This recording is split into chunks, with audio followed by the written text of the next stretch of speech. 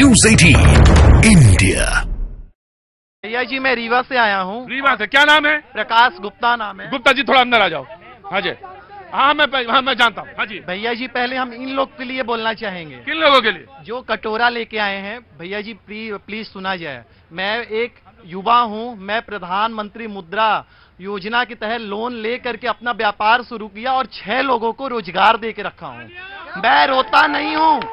रोजगार केवल सरकारी नौकरी नहीं होती है सर। हमारे गांव चलिए, कितने किसानों की यहाँ आय दुगनी हो चुकी है। किसानों के यहाँ जो जमीन कैसे हुई दुगनी, मैं जानना चाहता हूँ। सर झूठ बोल रहे हो क्या? नहीं सर। तो कैसे दुगनी हुई? प्रोडक्शन। चुपचाप खड़ा रहिएगा। मेरे घर में सर 1 एकड़ जमीन थी, 10 बोरा गेहूं होता था, आज 50 बोरा होता है। क्यों होता है? क्यों होता है? क्योंकि सरकार ने इतनी अच्छे बीज लाए हैं, मार्केट में इतना आ चुका है कि सर हमारी। लेकिन बेटा एक बात बताओ, खेती के उपकरण, खेती के साधन, सिंचाई महंगी हुई है, लागत मैं मालूम, मुझे नैनो यूरिया पे भी मालूम है, नैनो यूरिया पे भी मालूम है। भैया मैं उस टाइम की बात बता रहा हूँ, अकाल पड़ता था हमारे गांव में। ये भी बात सच है। गांव में, और आज गांव में गांव नहर बन गई है।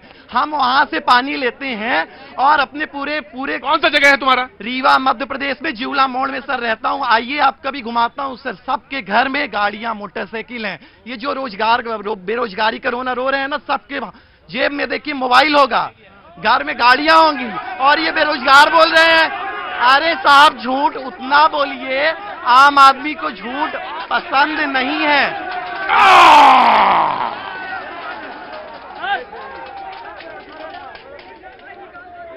किसी ने कहा, मैं सुनो, मैं बात करूंगा, मैं करूंगा बात। किसी ने कहा कि मेरी लड़ाई बड़ी है। मैंने तुम्हारी लड़ाई छोटी नहीं की। मैं आपकी भी बात सुनूंगा, मैं आपकी भी बात सुनूंगा, आपकी भी बात। ना जी बोलिए। मैं अंदर नहीं बोलो, 30 सेकंड सुन लेना एक बार। देखो आज देश का माहौल ऐसा है कि जगह जगह लोग बेरोजगार हैं। जब देश का चुनाव होता है तो इन मुद्दों पर चुनाव नहीं होता, शिक्षा की बात नहीं होती, रोजगार की बात नहीं होती, महंगाई की बात नहीं होती। जब चुनाव होता है तो देश में ऐसा माहौल बनाया जाता है जो इस मुद्दों को भूल जाते हैं। ना ये मीडिया दिखाती है, ना कोई दिखाता है, ना इस पर बहस होती है। मैं गारंटी के साथ कहता हूं, इन मुद्दों पर अगर चुनाव हो तो जितने भी दिल्ली के सांसद हैं, 7 सांसद आज अपना सर्टिफिकेट लेकर, जिन्होंने 5 साल 10 साल राज किया है, वो अपना काम दिखाएं, जनता में जाएं। कोई भी सांसद अगर अपना बता दे और जनता कह दे कि हम इस सांसद से खुश हैं, तो मैं यहीं पर मैं यहीं पर इस बात के साथ कहता हूं कि अगर भारतीय जनता पार्टी दिल्ली में एक भी सीट जीत जाए, एक भी सीट, मैं खुश हूं भाई। और मैं एक बात बोलना चाहूंगा, अरविंद केजरीवाल जी को एक बात बोलना चाहूंगा। जिस मुद्दे पर, जिस वादे के साथ आप आए थे ना कि हम एमसीडी कर्मचारियों को सैलरी देंगे, उनकी सैलरी समय पर दें। आपने वादा किया था, 1 महीने के अलावा कोई सैलरी समय पर नहीं आई है। उनके घर जाके देखो जिन्हें चूल्हे नहीं चढ़ते। आराम से, वन बाई वन। ऐसा नहीं। कांग्रेस को जनता बैठिए, नहीं जनता पर रुके ना, कांग्रेस को मौका देंगे। अभी ये जो फर्जी किसान आके खड़े हुए, इनसे पूछो देखिए एक बात मैं बता दूं, अगर आप इनको फर्जी कहेंगे तो वो पूरा आंदोलन पर सवाल उठ जाएगा। इसलिए आप अपनी बात कहिए। इन किसान से पूछना 1 एकड़ खेत में कितना किलो बीज गेहूं का लेके आते हैं। अगर ये 1 एकड़ खेत में कितना गेहूं का बीज आता है बता दे, मैं मान लूंगा किसान। चलिए ठीक है। और किस किसान के पास 1 एकड़ जमीन ना हो तो वो रोजगार की तलाश में निकलेगा। उसे ये बताएंगे कि गरीब नहीं है, उसके फोन नहीं है, मोबाइल जेब में नहीं है, ये बेचारे खड़े हैं यहाँ। ठीक है, मैंने आपकी बात की। मैंने आम आदमी पार्टी, बीजेपी अंदर जी। प्रतीक भाई, ये हमारे युवा साथी है, मुझे बहुत दर्द और पीड़ा है। ये केवल युवाओं की बात नहीं है प्रतीक भाई, हर एक वर्ग आज ठगा महसूस करा है, जिससे 2014 और 2019 में वादा किया था।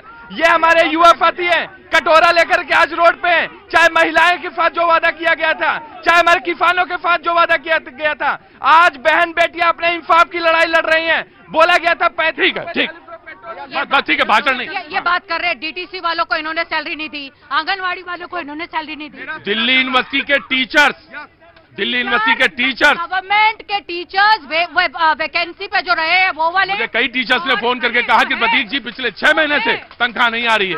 आप उनको देखिए, अब तो म्युनिसिपैलिटी में है ना, तो आप एमसीडी वालों की बता दी आपने कितनी तनख्वाह दी है। लेकिन मुझे एक बात कहनी है कि दिल्ली सरकार और केंद्र की लड़ाई में वो परिवार बहुत भुगत रहे हैं, परेशान हैं, चाहे एमसीडी हो चाहे टीचर्स हो, दिल्ली में जो कार्यरत हैं, और वो बड़ी मुसीबत में, परेशानी में। अरविंद केजरीवाल जी, आपने जो एक एग्जाम्पल सेट कर रहे हैं, आप वो कहते थे कि करप्शन के अंदर पहले रेजिग्नेशन दो और उसके बाद आप करप्शन की बात कर रहे थे, आपने रेजिग्नेशन तक नहीं दिया।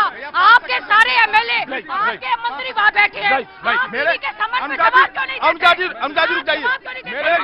मेरे एक भाई एग्रीकल्चर की बात कर रहे थे। एग्रीकल्चर ग्रोथ रेट पता है आपको? एग्रीकल्चर का ग्रोथ रेट आज क्या हो गया? इस महीने में, इस साल में, प्रेजेंट साल में और वैसा 4 से ऊपर है। 4 से ऊपर था। आपको बता रहा हूँ गुप्ता जी, एग्रीकल्चर पूरी दुनिया में भी बताइए। 4 से ऊपर था, आज 1 कुछ रह गया। क्या बात करते हो आप? कहाँ दुगुनी हो गई? मैं तो आपके प्रवक्ता को यही बोलना चाहती हूँ कि वो कहते हैं कि नरेंद्र मोदी जी की हर बात को सच मानते हैं, तो नरेंद्र मोदी जी तो केजरीवाल को भी भ्रष्टाचारी बताते हैं, ये भी मानिए। वो कांग्रेस को भी भ्रष्टाचारी बनाते हैं, ये भी मानिए। और दिल्ली के अंदर जो कट्टर ईमानदार क्या कर आए थे, वो कट्टर भ्रष्टाचार के कायल कोयले की खाद में। आप सोचते हैं कि 10 लोग आएंगे, हल्ला मचाएंगे और बात को अनसुनी कर देंगे? ये नहीं चलेगा, ये नहीं चलेगा, ये कतई नहीं चलेगा। वही खड़े हो जाए चुपचाप।